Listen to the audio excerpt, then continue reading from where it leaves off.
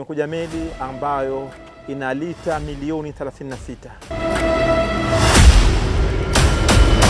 Huu ni mwanzo, lakini tunatarajia mwezi ujao kuanzia tarehe 25 mpaka 30 itakuja meli nyingine kama hii.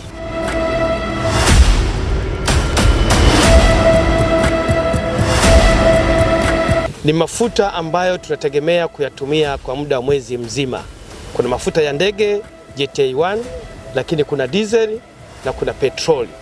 What we see behind here, hiyo meli tunaona si cargo ship peke yake. Hiyo ni meli ambayo inatuonyesha kwamba kuna confidence kwenye Zanzibar.